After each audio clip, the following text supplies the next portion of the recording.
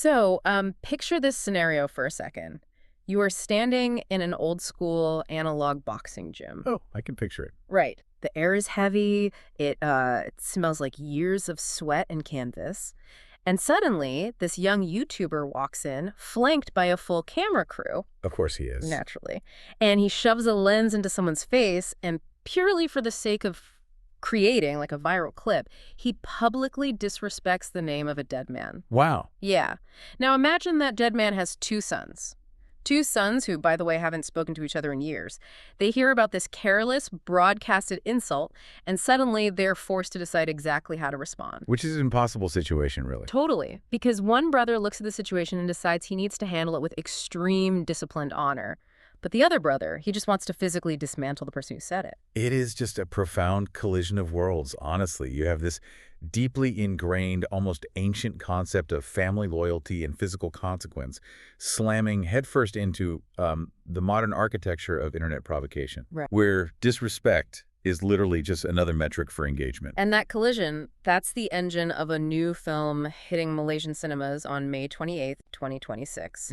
It's called The Furious, also known as Pertaruhan Maruah. Yeah. And looking through the review and a breakdown of this film, the very first thing that becomes abundantly clear for our deep dive today is that anyone walking into the theater expecting a standard, brightly colored sports triumph story, they're making a massive mistake. A huge mistake. It feels much more akin to walking into what you think is a standard action flick, only to realize the doors have locked behind you and you're actually trapped in a heavy psychological thriller. That's a great way to put it. And the source material actually draws a very deliberate comparison here to The Iron Claw. Oh. Yeah, if you are familiar with that film, it tells the real-life tragedy of the Von Erich wrestling family, where the actual in-ring combat really takes a back seat to the devastating psychological control of their domineering father. Which is heavy stuff. Incredibly heavy. And the comparison is apt because The Furious is using the sport of boxing purely as a Trojan horse. Right, it lures you in. Exactly. It promises athletic spectacle. But what it's really doing is smuggling in these massive themes. We're looking at generational trauma, the unbearable weight of a family's legacy, and that harsh friction between quiet dignity and loud, desperate internet clout. So to really grasp the emotional weight these brothers are carrying, we kind of have to look at the physical arena the filmmakers constructed for them. The context of the Malaysian film industry is actually pretty important here. Yeah, the breakdown notes that. Right, because audiences there, they've seen MMA films, they've seen underground cage fighting setups, and countless action movies where characters just happen to punch each other to advance the plot. But The Furious is being positioned as arguably Malaysia's first true pure boxing film. And that distinction really matters. Pure boxing is the fundamental language of this specific story. How so? Well, the director, Heng Ek-seong, who is actually making his directorial debut. Oh, really? First film? Yeah. First film. Along with co-producer Adrian Teb, they established a very strict vision. They approached boxing as an entirely organic, stripped-down dialogue between two people. There are no kicks, there are no cage walls to pin an opponent against. Nowhere to hide. Exactly. There's no flashy martial arts choreography to hide behind. It is literally just two individuals in a ring, fully exposed. It kind of reminds me of watching a musician perform an unplugged acoustic set. Oh, yeah? Like when you have a massive studio production, if a singer hits a slightly flat note, they can just bury it under a heavy synth track or fix it with auto-tune. More pep singers, yeah. Right. But when it's just you and a single acoustic guitar on a quiet stage, every single flaw is amplified. You are entirely exposed. The physical exposure in the boxing ring operates the exact same way. That's a spot-on analogy. Yeah. Because the physical vulnerability forces an emotional vulnerability. Right. The reason this specific sport matters so much to the narrative is that it actively strips away the character's psychological defenses. I mean, these two brothers are carrying incredibly messy, complicated baggage. Yeah, they've been estranged for years. Right, they have spent years meticulously building up emotional armor just to survive their estrangement and their grief. But the moment you step under those glaring surgical lights of a boxing ring, the sport demands total honesty. It creates a direct, undeniable contrast with the secrets and the heavy repression they rely on outside the ropes. And it seems like the cast really internalized this no-hiding philosophy. The physical training they underwent was notoriously intense. Ruling from the sounds of it. Yeah, Zul Arifin, who plays the older brother, Firdaus, talked about this in a way that actually gave me pause. Oh. Yeah, he said that doing a boxing film had been a long-time goal, but he specifically framed it around his legacy as an actor. His quote was, "I want my resume and my life to reflect that I've done a boxing film.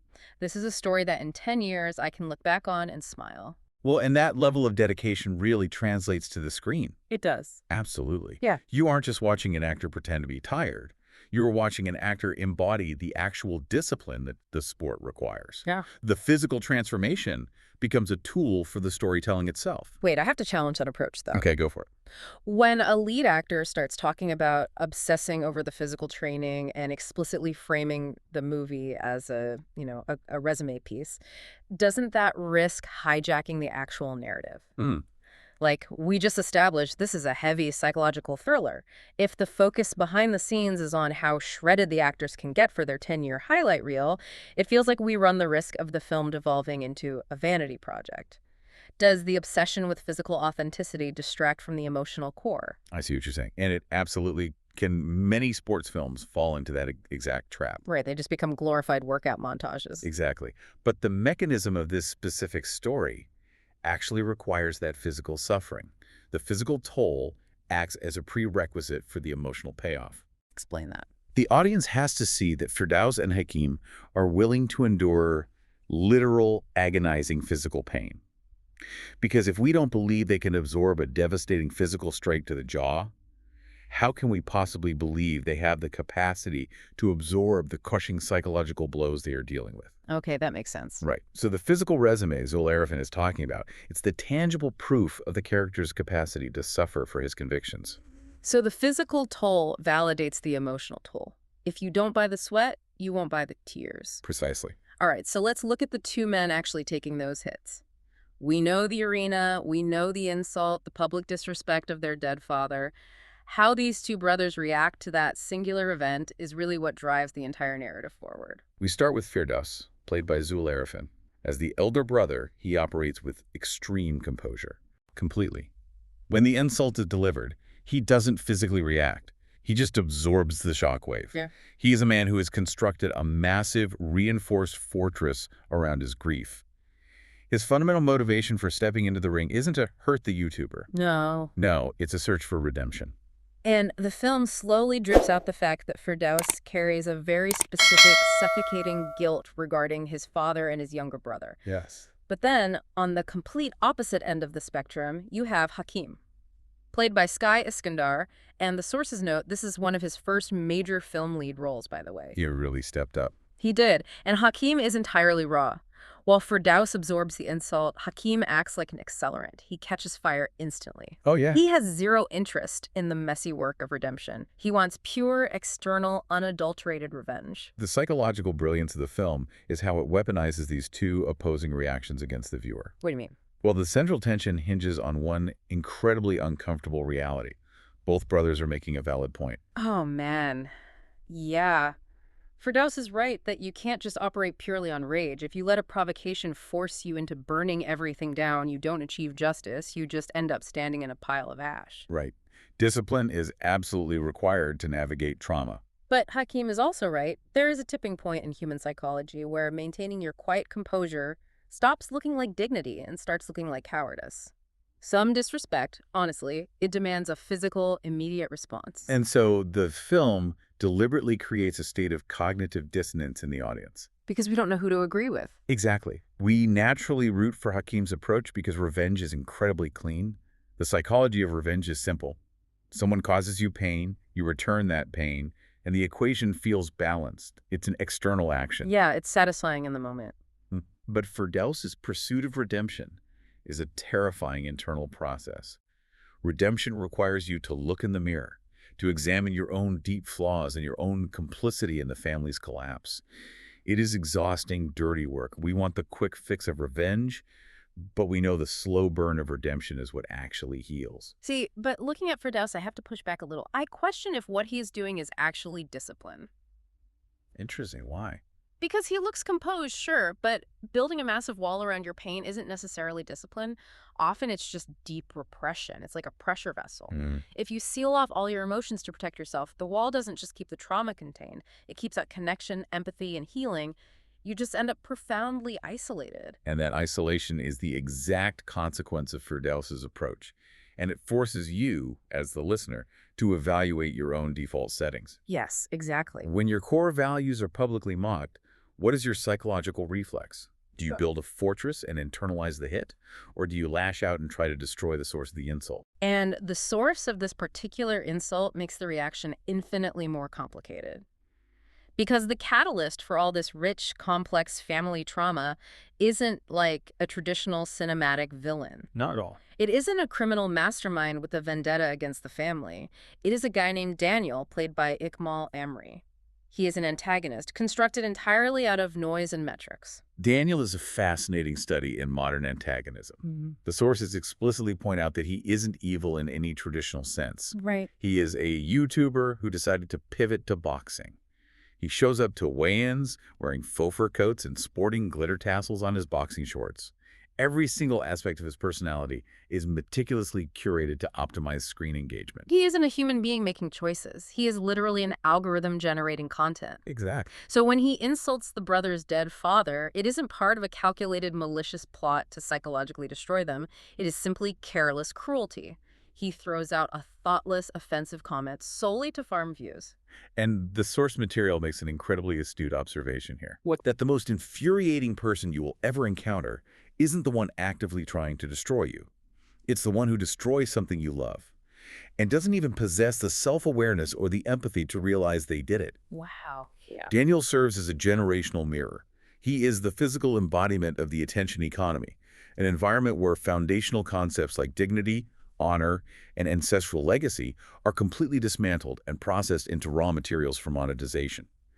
We are watching a violent ideological clash between the old-school analog legacy of the brothers and a hyper-digital ecosystem that treats a person's life work as disposable 3-second video clips. It's like watching an internet prankster who decides to light a firework indoors just to get a good thumbnail for a video and ends up burning down a 200-year-old family estate. That is the perfect analogy. He didn't set out to be an arsonist. He didn't hate the house. He just wanted the ad revenue from the video of the spark.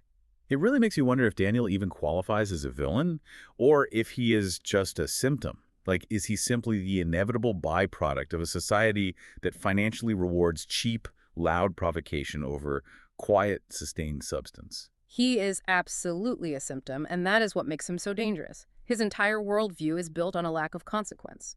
He has existed in a digital space where words are just pixels on a screen, completely detached from the physical reality of the human beings they impact. Until now. Right.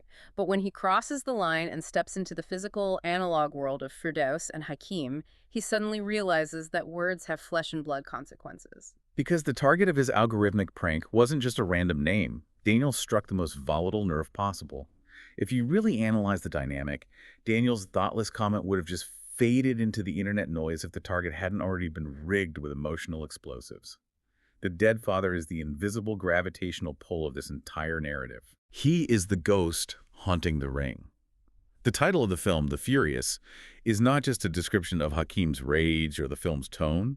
The Furious was actually the father's fighting moniker. Oh, wow. Yeah. It was a reputation, a physical identity that he painstakingly built over years of suffering in gyms and arenas. When Daniel casually disrespects that name, he's dismantling the foundational mythology that Firdaus and Hakim have built their entire lives around. You know, during the press conference, director Heng Ek-seong provided a perspective that kind of recontextualizes this entire conflict. What did he say? He said, "I'm a father of 2 sons. I know how parents feel when they plan the future of their children. Families will always love you, even when they do things that hurt you."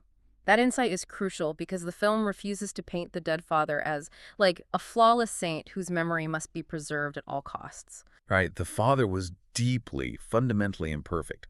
He was a demanding patriarch who pushed his sons into the brutal, unforgiving world of boxing. And crucially, he didn't necessarily push them because it was their dream. He pushed them because he needed someone to carry his legacy. Yeah. This inherited burden is the root of the fracture between the brothers.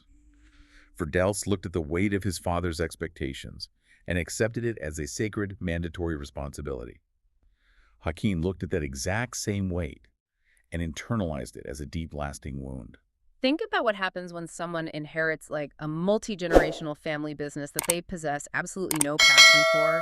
The legacy is so heavy, and the guilt of walking away from your ancestors' blood, sweat, and tears is so profound that you just can't bring yourself to close the door. You're just trapped. Exactly. So you wake up every single day, you go to a job you resent, and you slowly begin to hate the person who left it to you. At what specific point does honoring the sacrifices of your parents cross the line into completely sacrificing your own autonomous identity? And that is the universal mechanism of inherited trauma.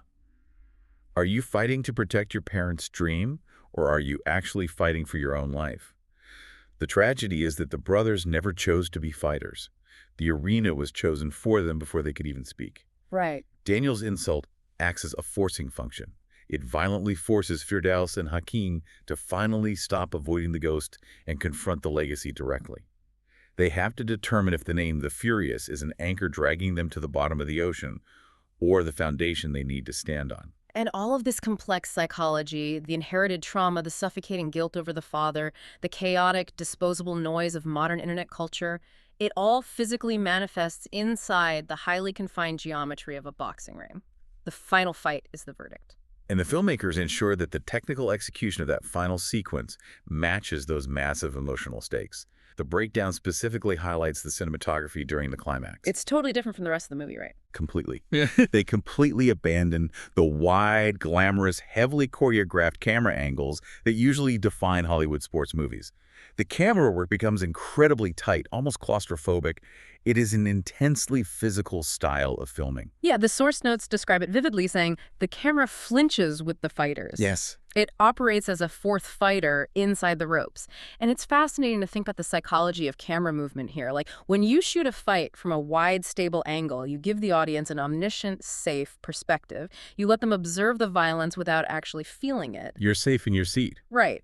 But by using a tight, shaking, flinching camera, the director is triggering our somatic empathy. It removes the psychological distance. You are forced to become physically complicit in the violence. And within that intensely intimate space, the film delivers a crucial twist regarding Daniel. Oh, this part blew my mind. Right. All the obnoxious behavior, the faux fur, the glitter, the curated YouTuber persona was entirely a mask. When the bell rings, Daniel is genuinely, terrifyingly dangerous. He's actually a threat. He hasn't just been filming vlogs. He has been training obsessively. Underneath the hollow pursuit of internet clout is a young man with a massive chip on his shoulder, a desperate need to prove his legitimacy, and absolutely nothing to lose. So the digital troll actually has physical teeth. But you know, the most compelling aspect of this climax isn't the physical violence, it's the structural resolution. Which is very bold. Incredibly bold. The film deliberately denies the audience a neat, satisfyingly symmetrical ending. Firdaus does not achieve a clean, perfect sense of closure regarding his guilt. Hakim does not get the simple, cathartic revenge he was burning for. Nope. What they get, instead of their individual desires, is each other. They walked into that arena as estranged enemies, and they walk out as brothers. The ending feels earned because it refuses to compromise the complex reality of trauma just to make the audience feel good. Trauma does not resolve cleanly. No, it doesn't. A 12-round boxing match cannot magically erase decades of a father's psychological damage, nor can it instantly heal the wounds the brothers inflicted on each other. The fight is simply a physical verdict on their shared pain. It brings them to a point where they are finally standing on the same side of the fracture. And honestly, by explicitly denying the characters the specific emotional payoffs they were chasing, the film arguably provides a much more resonant experience, because a clean resolution would feel like a lie. Absolutely. The human brain recognizes the messiness of real life, and by leaving the edges frayed, the story really respects the emotional maturity of the viewer. It forces the viewer to sit with the ambiguity. It acknowledges that healing is not an event. It is a grueling, ongoing process. So as we step back from the ring, it all comes down to the core clash we started with. Firdaus' quiet, enduring, deeply internalized discipline versus Hakim's raw, explosive external anger. Think about your own life. When you encounter a sudden crisis, when the foundational things you hold sacred are mocked or threatened, what is your immediate psychological reflex? It's the big question. Do you build a fortress to absorb the impact, or do you lash out to destroy the threat? The source text makes a profound claim here. The answer you give to that question is a mirror reflecting your own internal landscape, far more than it is a critique of the film. I want to leave you with a concept drawn from the deepest layer of what the Furious is exploring. Think of it like pressure testing a material. You don't truly know where the invisible microfractures in a structure are until you apply extreme stress. Right. When a parent, a mentor, or an institution that cast a massive shadow over your life is finally gone, when the pressure to perform for them evaporates, how do you decide if the things they loved are actually worth loving for yourself? Look closely at the legacies, the names, or the traditions you are currently fighting to protect in your own life right now. Are you enduring the pain of protecting them because they genuinely serve the person you are today? Or are you simply carrying them because you are terrified of who you might be without that weight? That requires some serious self-interrogation. Sometimes the hardest thing to realize is that you've been fighting someone else's war. And sometimes the universe has a funny way of applying that extreme stress. Sometimes it takes a loud, obnoxious disruption like a YouTuber walking into your sanctuary and disrespecting everything you know to finally fracture the armor, expose the micro tears, and force you to figure out what is actually worth fighting for.